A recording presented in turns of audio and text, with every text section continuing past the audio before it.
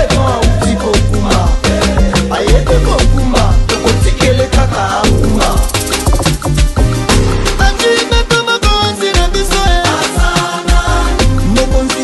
na biso Tshisekedi maternité na Kongo ekoma ofele kobota ofele otangisi pe ya ofele olingi kobonga ya bongo kote faci beto kokorapele bino keka tepesenyeme kota ntina bamboka faci beto ya motema biso bana mike tosangani lelo tolobi te etika tobongisa tolukalisanga bayaya na biso bakolo bato ya conseil oye population ya Congo jeunesse nationale basengi lelo mpo babongisa kobongisa Congo ezali nguya ya population bakonzi bayoka na batoi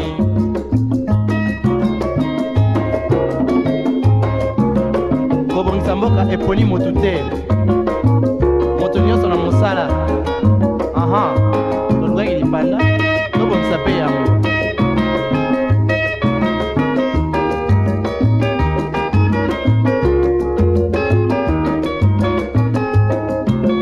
biso bana mike tosangani lelo tolobi te etika tobongisa kolukalisanga bayaya na biso bakolo bato ya conseil oye population ya Congo jeunesse nationale basengi lelo mpo babongisa kobongisa Congo ezali nguya ya population bakonzi bayoka na matoi bato ya Congo oye bato ya Congo oye bato ya Congo oye mwana Congo bato ya Congo oye yoka lelo bato ya Congo oye parlementaire bato ya Congo oye kino mason bato ya Congo oye kalaka na biro bato ya Congo oye bongisa mboka o bato ya Congo oye kino commerçant bato ya Congo oye ba musicien bato ya Congo oye vinilo banyo bato ya Congo oye tena primaire bato ya Congo oye yeba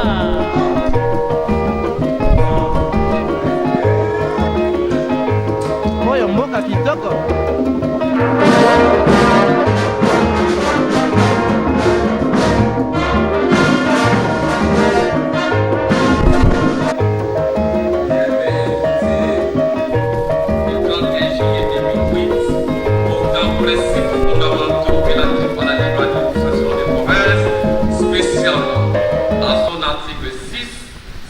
Les assises de Matadi ont trois objectifs. 1. L'adoption du règlement intérieur qui devra régir notre organisation. 2. La mise en place du bureau définitif. Et enfin, 3. La mise sur pied du comité des sages. Ces assises, allant du 10 au 14 février 2025, est un symbole fort de la volonté des provinces de travailler ensemble dans un cadre de concertation et de coopération dynamique. L'unité de notre nation repose sur une gouvernance efficace à tous les niveaux. Nos provinces ne peuvent se développer de manière isolée et doivent collaborer pour relever les défis communs et capitaliser sur les complémentarités. C'est dans cet esprit que nous devions renforcer la solidarité interprovinciale en favorisant des échanges d'expériences et d'initiatives conjointes pour améliorer la gouvernance locale, renforcer la décentralisation et assurer un meilleur service aux populations que nous représentons. La coopération entre entités administrative est une nécessité pour assurer un développement harmonieux, durable et inclusif dans notre pays. À des solutions concrètes pour un fonctionnement optimal de nos assemblées provinciales. En effet, nous disons de nos populations et nos représentants. Honorable Président du Sénégal, les enjeux de cette session sont majeures, car nos provinces et garantir un cadre législatif propice à à l'émergence de politiques publiques efficientes et adaptées aux réalités locales. Que cette session ordinaire soit une tribune de dialogue constructif, des propositions audacieuses et des décisions courageuses pour renforcer notre rôle en tant que pilier de la démocratie et du développement en République démocratique. Nous exprimons notre gratitude à son Excellence Monsieur le Gouverneur de province du Congo central, grâce pour la nation pour son dédication à la réussite de ces assises et à toute la population du Congo central pour leur hospitalité. Le président de l'Assemblée provinciale de la République du Congo, la terre de Mokimbangu, de Moudakasabu, de Moudalumumba, de Moudazezalando, de Moudalumumba. Que vive la République démocratique du Congo, et vive la province du Congo central, et vive la conférence de... Moi, comme président de l'Assemblée de président dans la première session ordinaire des présidents des assemblées du pays, j'ai été très touché et très ravi d'avoir une accueil très chaleureuse de la part de la province de Congo central, qui a accueilli tous les présidents des provinces du pays et pour sa première session ordinaire. J'ai dit merci à toute la population de la province de Congo central pour sa mobilisation à l'accueil chaleureuse de nos présidents des assemblées provinciales du pays. Et je félicite la presse de la province de Kwango qui s'est mobilisée d'une manière solidaire et pour montrer leur capacité attaque le pouvoir, le troisième pouvoir et le quatrième pouvoir qui accompagne les institutions à relayer les informations claires, nettes sur cette organisation de la COPAP en RDC qui s'est organisée à la province de Congo central. Chers collègues, à ces mots, j'ai dit merci et je rends hommage au président de la République, chef de l'État, son Excellence Félix Antoine Tshisekedi Tshilombo, il y a des collègues qui ont qui nous interviews, nous vous donnons 10 minutes. Pour la stabilité de notre pays, pour la paix, qui nous a permis la première assise de la session ordinaire de COPAP à la province de Congo central. Si c'est bon, je vous remercie aussi. Non, la réaction est très bonne. Nous avons une bonne réaction. Vous savez que c'est quelque chose qui vient de naître pour l'organisation et consolider les relations des provinces à travers les assemblées provinciales.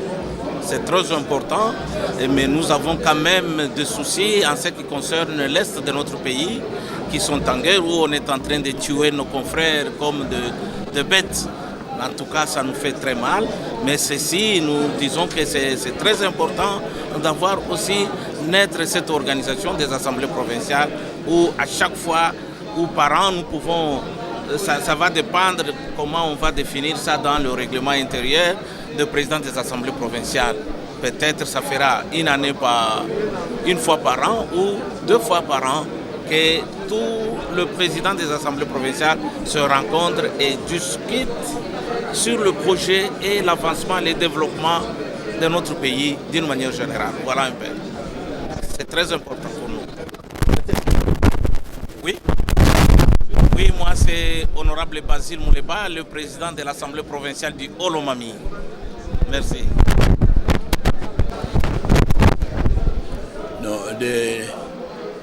Nous sommes venus ici dans le cadre de la conférence des présidents des assemblées provinciales. C'est la toute première session, comme vous le savez, et que c'est historique parce que ça n'a jamais eu lieu. L'objectif était triple, on devait tout simplement consolider la solidarité entre les assemblées provinciales et aussi pour essayer de pouvoir établir l'équilibre, éviter les disparitions, les débats entre les assemblées provinciales et le gouvernorat pour que ça fasse un. Et partant de là, nous devons tout simplement dire que nous sommes là, on soutient, et on soutient tout à fait le combat qu'on est en train de mener. On soutient les FARDC pour les encourager davantage dans l'effort qu'ils sont en train de faire. Mais nous allons aussi soulever les problèmes qui sont en train de se passer au niveau de chez nous, les Mombondo, ainsi de suite.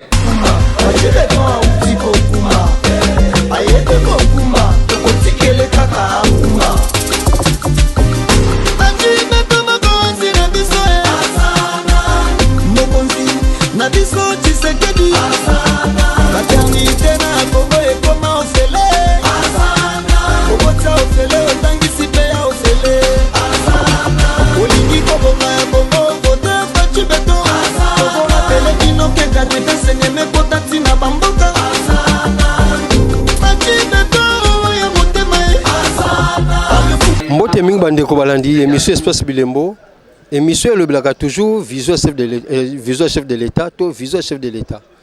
Awa toza na Congo central na mboka ya Grace Bilolo. Le gouverneur Grace Bilolo ayambaki ba président ya assemblée provinciale nyonso tu ya Congo na mboka Congo central, la province ya Congo central. Yango na nguya ya chef de l'État Antoine Félix Tshisekedi oyo toujours azaka souci ya population oyo alingaka population ba président ya assemblée provinciale nyonso tu ya Congo basangana ki pona kolakisa ki bazali bo moko bazali ini bazali derrière chef de l'État balobi na ngai bazana tatabo moko ekolobo lokolo ekolo ezali kaka Congo ekolo pe kotika la Congo basangana ki pona kopesa makanisi na bango ndenge nini bakoko tambusa ba province na bango ba province oyo bango baza ko diriger ndenge nini bakoko ko diriger ba assemblée provinciale ya ba province place bazali yango ba se réunir pona kopesa makanisi na bango ndenge nini bakosa la po baza toujours derrière chef de l'État ba appuyer chef de l'État ba appuyer Congo que Congo est toujours uni nangoya ya chef de l'État. Awa toza na Congo central nde boza koyoka ngai ya ba président ya assemblée provinciale nyonso tu ya Congo nde moni baza ko voter ba article ndenge ni bakotambusa lisanga ya ba président ya assemblée provinciale ya Congo pe babi bako voter président na bango oyo akozala moko pona ko diriger bango ke batambola baza bo moko baye bako voter ba mibeko pe kati na bango yango nde boza koyoka na miko bazali ko voter ba loi ndenge ni bako tambusa bureau na bango pe bureau na bango kozala dirigé par président na équipe na mobimba oto bengi comité yango moni bazali ko voter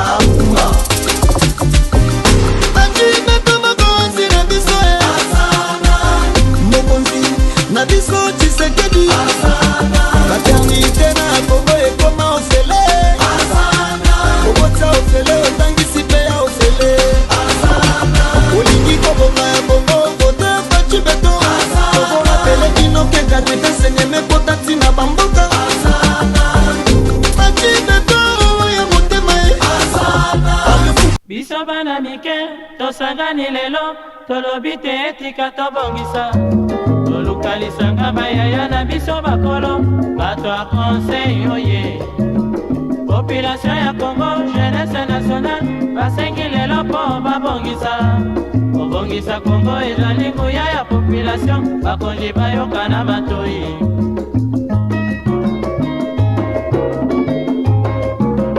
kobongisa mboka eponi motu te moto nyonso na mosala tolukaki libanda tobongisa mpe yango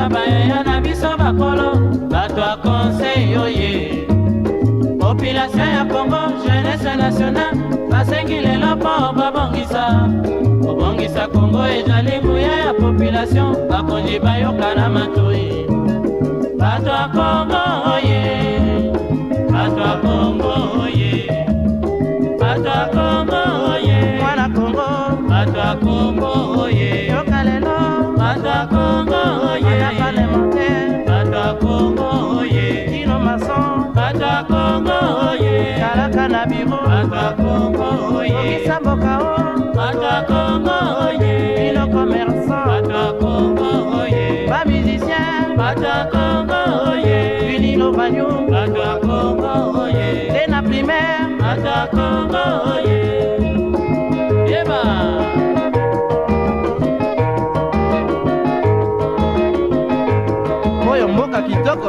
Vous allez comprendre que depuis un certain temps, nous avons connu un retard par rapport à la modernisation de nos ports.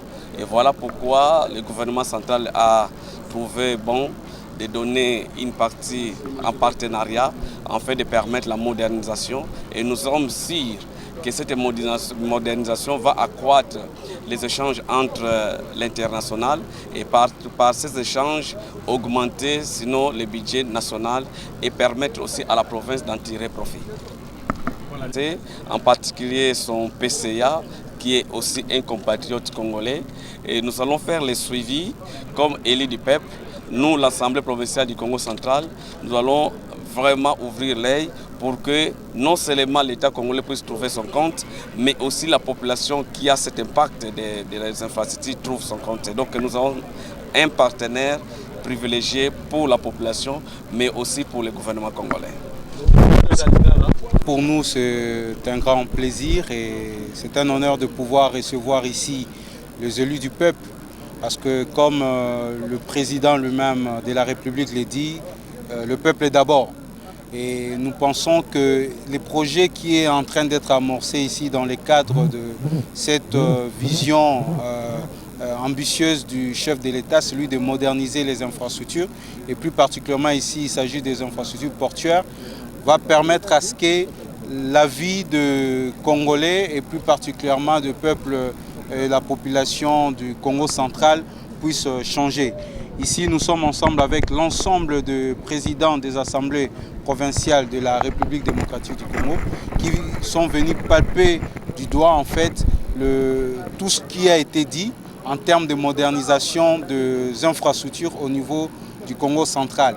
Nous sommes en train de montrer ici l'engagement de MCTC à respecter et surtout à accompagner cette vision du chef de l'État, mais aussi à accompagner le gouvernement du Congo central dans ce qu'ils ont lancé aussi comme initiative en termes de modernisation des infrastructures. Et nous avons présenté ici la partie déjà de travaux qui a commencé et en termes d'exploitation, les nouveaux équipements qui sont arrivés et qui permettent aujourd'hui à ce que nous puissions rentabiliser et surtout optimiser l'exploitation au niveau du port de Matadi. Et c'est aussi l'occasion ici de démontrer que les accords qui ont été signés avec les Qatar dans le cadre du G2G sont mis en œuvre et qu'il y a plusieurs autres projets qui pourront dans le même sens être implémentés même dans d'autres provinces de la République démocratique du Congo. Ici, c'est déjà pour nous un point de départ. Comme nous le disons, c'est en même temps la porte d'entrée de la RDC. Nous avons commencé ici et nous pensons que les autres projets pourront s'y suivre. Sur des explications techniques de l'entreprise. Cela, c'est pour accroître d'abord la rapidité de déchargement des conteneurs. Nous pensons que notre pays, c'est un pays continent. Si on doit recevoir des milliers de conteneurs par mois, il faudrait une logistique qui suit. Et ça, c'est intéressant parce que dans ma province, il y a aussi un port. Donc, c'est question d'échange d'expérience et c'est ça le cadre dans lequel nous sommes.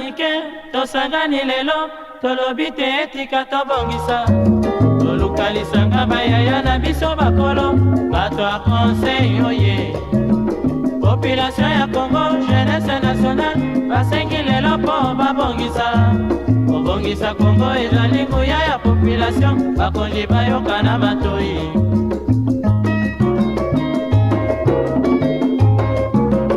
kobongisa mboka eponi motu te moto nyonso na mosala tolukaki lipanda tobongisa mpe yango.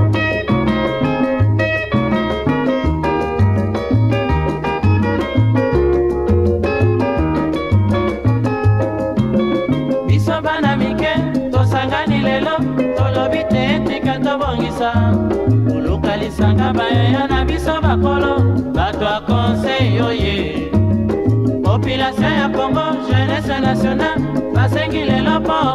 Merci bandeko balandi émission Espace Bilembo, émission elobela toujours visibilité ya chef de l'État. A boza komona wa tozali na inga place nini chef de l'État oyo alingi population oyo apesaka confiance na population alingi ke population ezana lotiliki ya malamu yango tolobi merci chef de l'État Antoine Félix Tshisekedi oyo azaka na bolingo ya population awa toye na cadre ya visite ko visiter inga oboyokaka inga place lotiliki nde utaka nde toye ko visiter na cadre ya assemblée ya ba président provincial ya Congo nde yango tokiti na inga pona ko visiter inga oyo ko pesa lotiliki na bamboka mususu na Congo nyonso tu grâce ya Antoine Félix Tshisekedi l'homme fort muto alingaka population yango tosuki wana te tokozwa bambelela tokozwa ba réaction ya bandeko nyonso tu oyo baye ko visiter awa bakoloba na micro Espace Bilembo bokolanda ngo na bilili tout de suite tozala branché toujours na 10e Miri télévision boza kolanda nyonso tu ezali koleka en direct.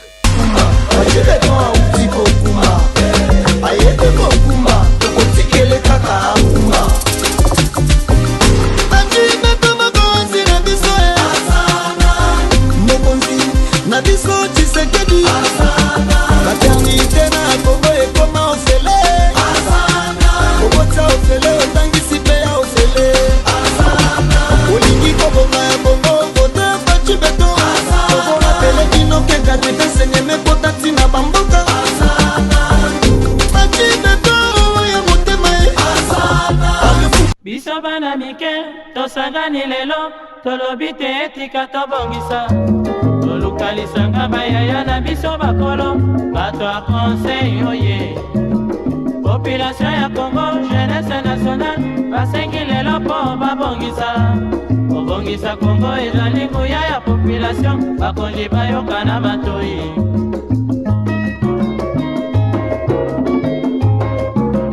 kobongisa mboka eponi motu te moto nyonso na mosala tolukaki lipanda tobongisa mpe yango.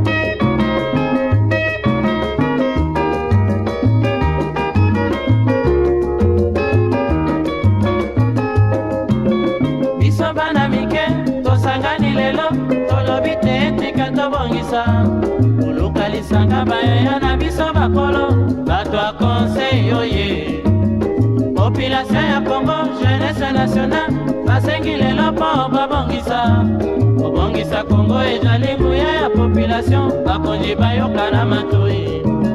Bato ya Congo oye bato ya Congo oye bato ya Congo oye mwana Congo bato ya Congo oye yoka lelo bato ya Congo oye na parlementaire bato ya Congo oye kino mason bato ya Congo oye kalaka na biro bato ya Congo oye kobisa mboka o bato ya Congo oye kino commerçant bato ya Congo oye ba musicien bato ya Congo oye vinilo banyu bato ya Congo oye tena primaire bato ya Congo oye yeba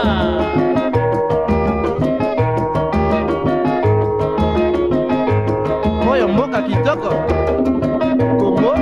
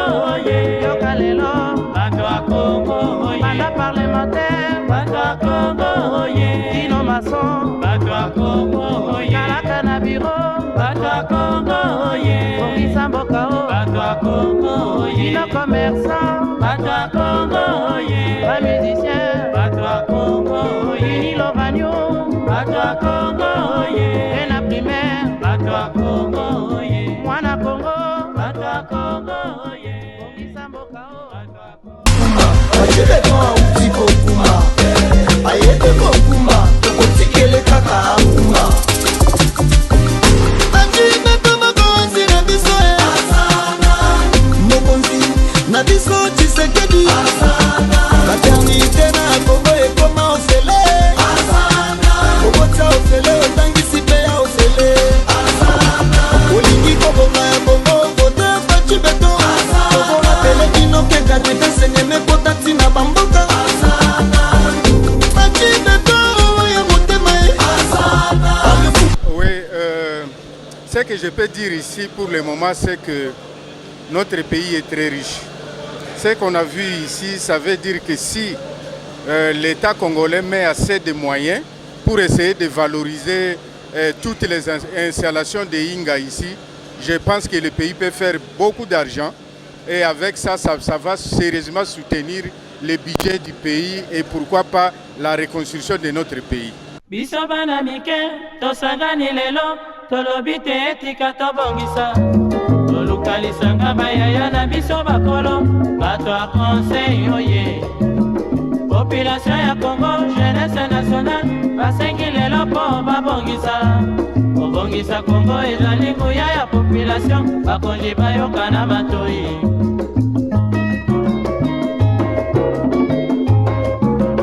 Kobongisa mboka eponi motu te. Moto nyonso na mosala. Aha, tolukaki lipanda, tobongisa pe yango.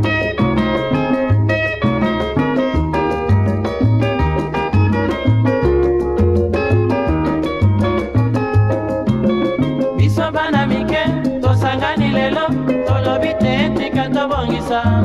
Tolukalisanga bayaya na biso bakolo, bato a conseil oye. Population ya Congo, jeunesse nationale, basengi lelo po babongisa. Obongisa Congo ezali nguya ya population, bakonji bayoka na matoi. Bato a Congo oye, bato a Congo oye, bato a Congo oye, mwana Congo, bato a Congo oye, yoka lelo, bato a Congo oye, akale monte, bato a Congo oye, kino mason, bato a Congo oye, kalaka na biro, bato a Congo oye, bongisa mboka o, bato a Congo oye, kino commerçant, bato a Congo oye, ba musicien, bato a Congo oye, Vini Lovanio, bato a Congo oye, Tena primaire, bato a Congo oye, yeba.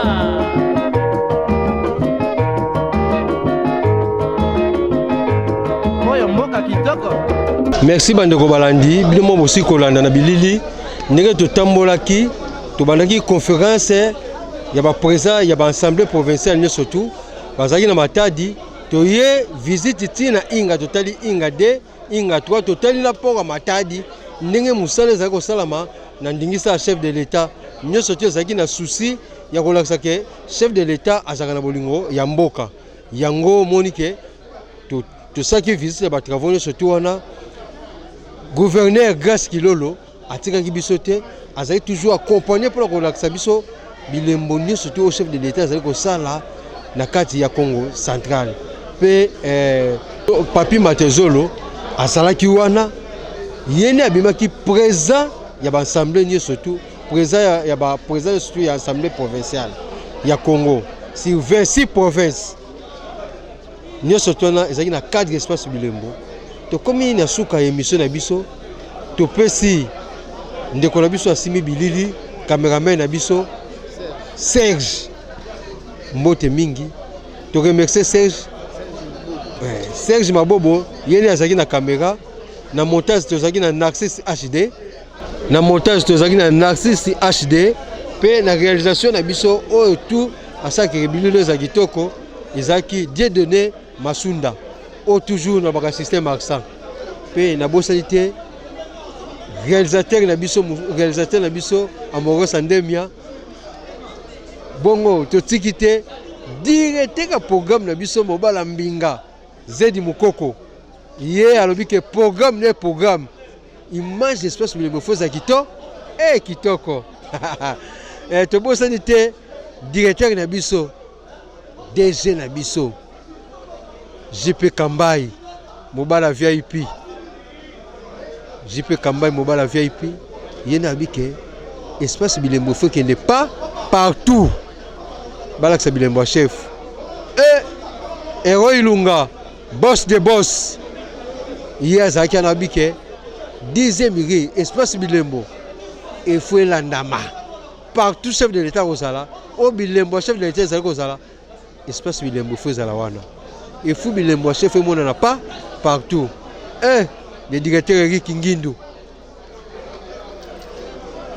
Moussala qui toque la présence merci chef de l'état ozaka na souci ya population o alinga que population aller la terre a souffrir te to comme la souka émission na biso to bosanité nzungu bilili nyonso tobotala nzungu na ndako eza grâce à nzungu ne nzungu Enoki nzungu tuse lubaki nzungu ne makambo nzungu tuse nzungu ne makambo Belbis Kugali pona lelo tosuki wana Belbis Kugali